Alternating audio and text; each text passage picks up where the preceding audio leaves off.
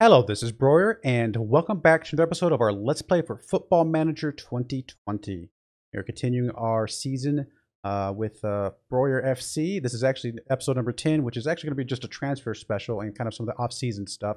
So we're going to see some of the awards and some of the other things like that, as well as any transfers leading into the next season. And so hopefully we can get just a few more improvements on our team. I think our team's pretty good. I actually think our team was good enough to make the playoffs, and we only missed it by 4 points. So I think they were good enough to make the playoffs. Obviously, we didn't make it. Now, whether or not we could have actually won the playoffs, maybe not. I think a few key positions, and I think we might be okay going into this next year. So I'm really looking forward to it.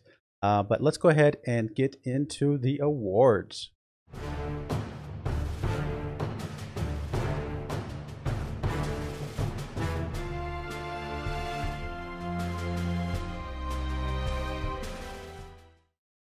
All right, so here's our end of season awards. As we can see, Luke Hurst is the fan player of the season. No big surprise there whatsoever.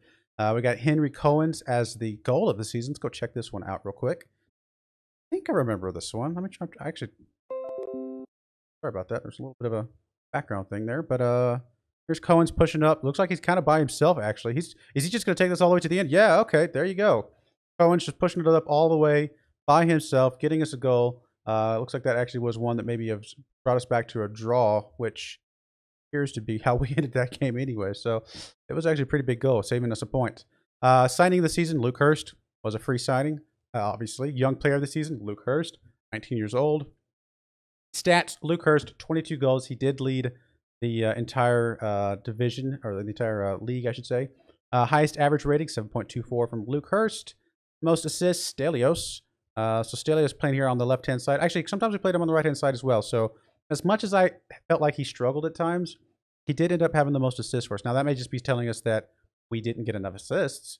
But, you know, overall, not too bad. Best pass completion, Joe Lynch, who is our not playing on our top teams. He was one of our midfielders, wasn't he? Yeah, he was. That's what I thought. Sorry, it's been a few days since I last looked at this. Forgetting who's who.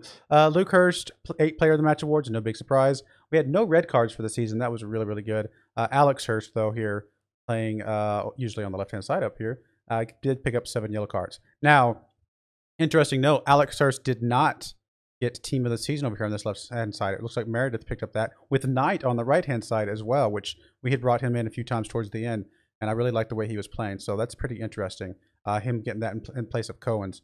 We got Pennickett and Hurst up front. Not a big surprise there. Still is Priestley, Baxter, Lund on the back. Obviously, Green is our goalie. And then Hughes and Cuvelier holding up the midfield team of the season. Anything else we wanted to see here?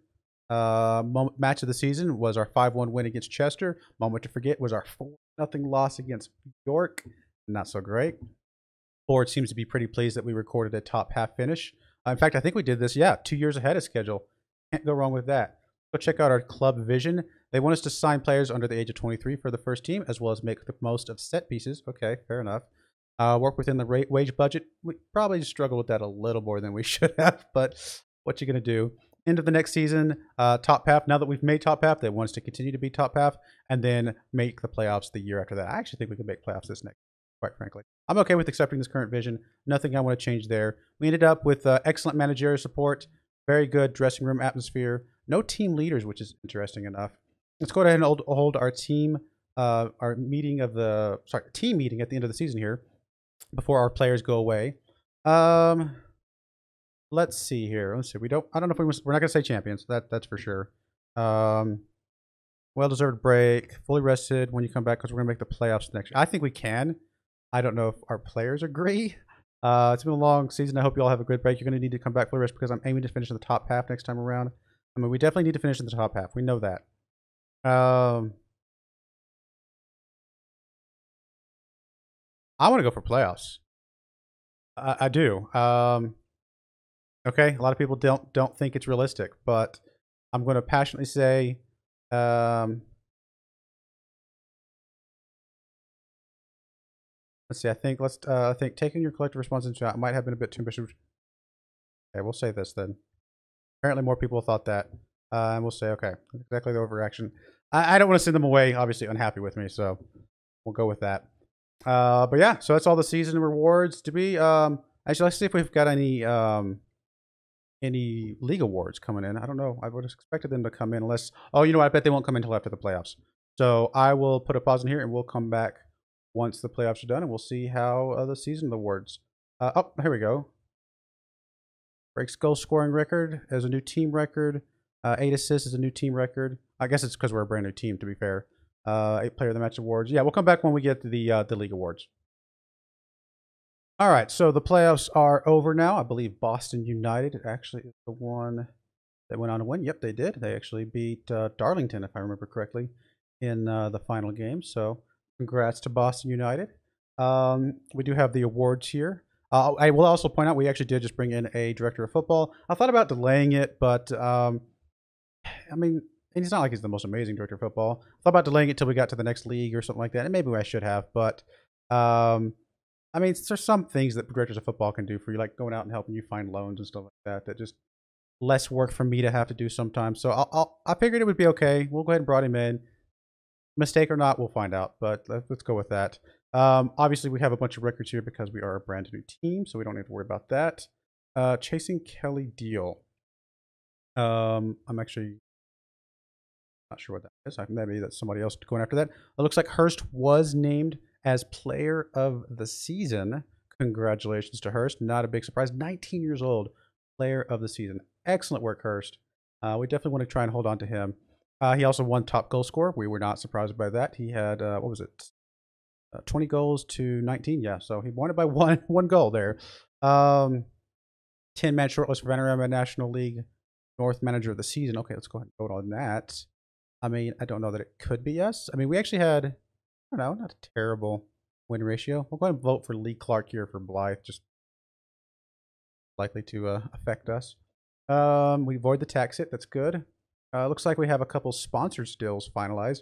A 1-year stadium sponsor deal worth $11,000, and a club. Our previous one was $6,000, as well as a new kit sponsor for $6,000, which the previous one was $6,000 as well. So we still went up by about £5,000, which is pretty awesome. New scouting budget, and looks like we have our cash injection, £95,000 cash injection. Take it, and then we have our initial budgets for next year. We have a 4.1K per week and a transfer budget of 10,000, which 4.1 is, I mean, basically as much as we're currently spending, although we're about to probably drop a few guys from our team. A little bit of transfer budget to do something with. So we'll see what happens. So yeah, next time you see me, we'll hopefully have some transfer news to talk about. So we will find out. All right, so we are back. We're only a few days away from the start of this.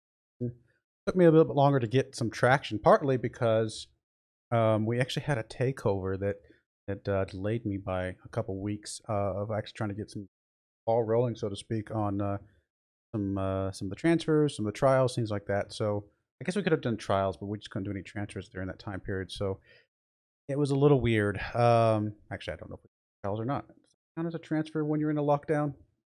Whatever. The point is, I couldn't do much for a couple weeks because we had a takeover. It did go through. It was successful.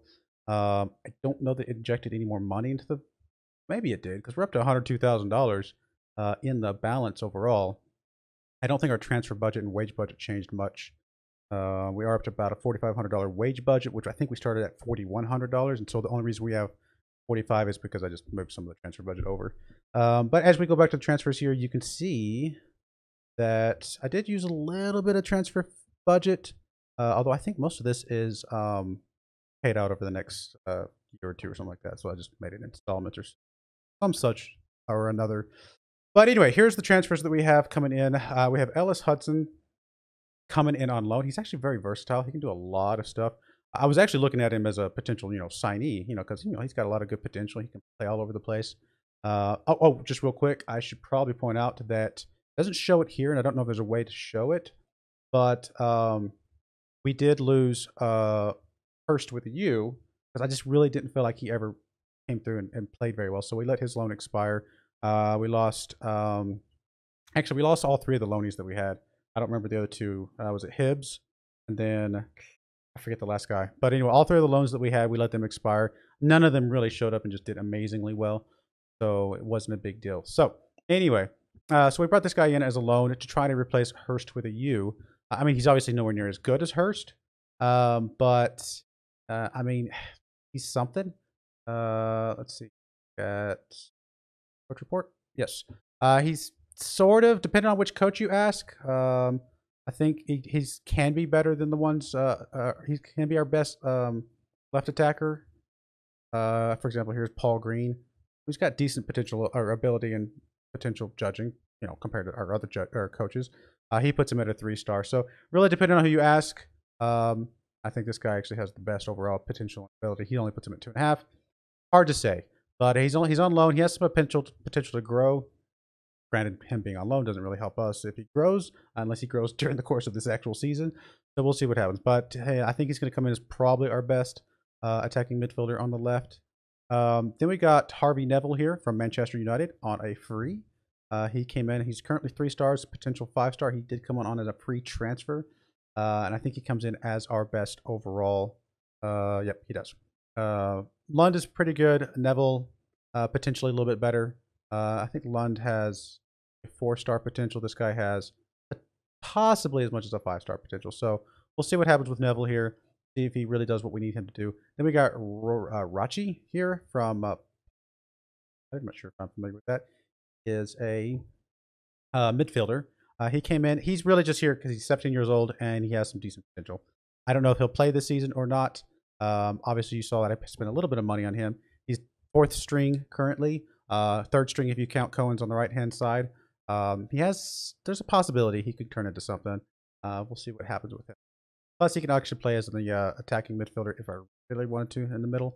But I don't know if I'll groom him because we haven't been playing that.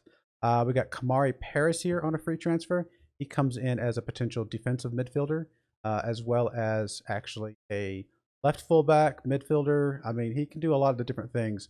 The 2 roles that he probably will be best at would be either as defensive midfielder or a defensive fullback on the left. So, Coach Report has him currently the best defensive midfielder that we have, because we actually did lose. I forget the guy's name that we had on loan originally. So he comes in to play that role, but he could also come in as our 2nd string defensive wingback or fullback, I should say, on the left-hand side. So possible. I mean, we'll see how Osborne grows throughout the year, but Paris could come and fill that role a little bit. We have Mundell Smith here, which I think we just saw him. He comes in as our starting left fullback. 4-star ability currently, 4.5 or up to 5-star, and valued at 37K. Not too bad. So again, he comes in as our best guy here, but still improved. He's only what was his age? 20 years old. And the reason we had to bring him in, if you can see over here on the right hand side, we did lose Stelios. Stelios was our absolute best player. 29 years old. He was on a non-contract. And unfortunately, I could not sign him to a contract. As you can see, when it's 775 pounds per week, we just couldn't afford that. I hoped that he would stay, and if he had stayed, I would have tried to find a way to fit him in. Although we did have some issues with him last season, to being perfectly honest. But I would have tried to keep him around, because again, he was our best player. I think he was 5-star, just potential and actual, I should say, current ability. But like I say, he's getting a little bit older. And he did go away on a free to Grimsby, so we did have to bring somebody in to replace him, which is where Mundell Smith is coming in to hopefully fill that role. We got Tom Leake here. He's 19-year-old central defender, 3-star current ability, possibly as high as a 5-star. So that's not too bad. Coach's report puts him currently 3rd string. Depends on kind of who you ask, I think, still. Although this is, again, our best judging ability and judging potential coach, so maybe he's right on. But he may either start ahead of Baxter. He could be right behind Baxter. We're not sure. We'll have to see kind of how he plays. You can actually see our starting central defender right here, an Algerian, 18 years old, 3-star current ability, up to 5-star potential ability. He's actually currently on a non-contract, so it's a little dangerous, to be fair. If we actually start liking him, we may actually have to sign him to a contract. But that was saving us a little bit of money. He's currently rated at 4.5 star, or 3.5 stars, I should say. Possibly our best central defender. So we'll probably use him as a starter, and then either have Leake or one of our other guys back him up. We have Sam Smith. Okay, so here's a few loans, and I have to caveat these loans. These 2 loans were brought in by my director of football, which, don't get me wrong, my director of football is not the greatest at potential judging and things like that. But He brought this guy in as a goalkeeper. It showed a bunch more black stars, so I went ahead and said, sure, we'll bring him in. We're actually not paying him anything, so it doesn't really hurt us that much, although our fans are like, how dare you bring this guy in and cost our, our team so much money? I'm like, we're paying him literally zero of anything ever. So I don't think it was like hurt us that much. But like I said, when I looked at his current ability, there were a couple black stars there, so I didn't actually know how good he was. I did say also his potential was pretty high, but as you can see here, he's only a 2-star. He actually comes in as below Green, who we already had. Oh, and spoiler alert, you can Cameron Yates there. We'll get to Cameron Yates. Josh Woodcock here came in again from our director of football. I think we're actually paying him a little bit of money. Yeah, we're paying him £50 a week. He came in for the right-hand side. I mean, he has good potential, but I don't care about potential for a loanee. I want a loanee to come in and be good. And again, I think his current ability was showing as a couple black stars. I thought it might be better than the 2. He's a little bit of a mistake because we are paying him some money, although £50 per week is not a ton. And of course, he does not come in as anything worth really much of it, quite frankly. I don't know. We may cancel that. We may not. Then Cameron Yates here is a guy I actually was kind of going after a little bit throughout the off season, and I actually brought him on loan. My director of football did not even try to pursue him. And as you can see, Cameron Yates is a current 3.5-star, up to 5-star potential. He is again here on loan from Wycombe, and 21-year-old sweeper keeper, goalkeeper, whichever we decide to do. And as you can know, was our best option because our 2 guys, have a lot of development ahead of them, and he's ready to rock and roll right now. So all that being said, here is our squad depth at the moment. We have Hurst and Pennicott up front. Let's make sure I put on Newsom because better rater. Hurst and Pennicott. Actually, I think Pennicott dropped down a little bit. He was at 3.5 stars at one point. So maybe some of these other guys we brought in, probably Mundell Smith over here, seems to have lowered Pennicott a little bit. This is showing Hudson as our 3rd string behind Doherty and Meredith. I think he's still going to be ultimately better. It's really kind of hard to to think about. We may want to start one of these other guys, let them develop some more, and just leave Hudson as a backup. But or we may start him. We'll have to think about that one for sure. Over here on the right-hand side, I think we will be starting Knight ahead of Cohen's. Cohen's just really didn't feel like he played as well as we would have liked him to last season. So we'll probably bring Knight in on the right-hand side and either Darkney or Meredith maybe to start on the left-hand side with Hudson potentially as a 3rd string. We'll decide that. We'll figure that one out. We have Cuvelier, of course, and Lynch in the middle, which again, Cohen's can back them up. Paris, that young kid, 18 years old, can back them up as well. I guess technically this Woodcock guy, who was not that good over here on the right, I mean, he could, in a pinch, fill in here in the middle. We have Mundell Smith, currently probably our best player over here on the left-hand side. We have Baxter, Mundell Smith, actually apparently can be good in the middle, but we also have Tom Leake, this Kerbuch, however you say that, Lund. We got lots of players here in the middle. Unfortunately, currently, Priestley is not very happy with us. He is our captain, and as you can see, kind of dropped down the pecking order quite a bit, but he's also getting a little bit old. On the right-hand side, we have either Lund or Neville. Probably Neville will probably start initially because he's got a little bit more possible potential. I mean, we see 4 stars clearly. There's a possible 5th star there. So we may start him. And then, of course, Yates is going to start off as our starting goalkeeper with Green backing him up, 24-year-old. Nicholson here, 32-year-old goalkeeper. He's just not worth keeping around. He exists. There you go. And then, of course, like we said, Sam Smith, go away, quite frankly. We're not paying him anything. We'll probably cancel his loan because not really good whatsoever.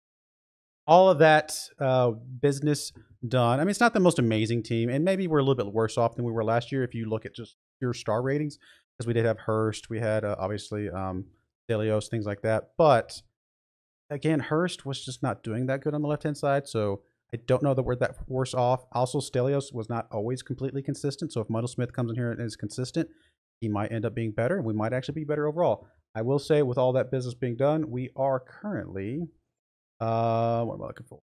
Preview. Currently 4th in the preview. So looking good to make playoffs potentially if we meet up with that potential. I will say that the team expects us to be maybe possibly top half, and I think the club vision is also just top half. So as long as we hit top 5, as long as we meet the same achievements as we did last year, we're gonna be just fine. But I actually think we can, battle for playoffs. Quite frankly, we shall see what happens.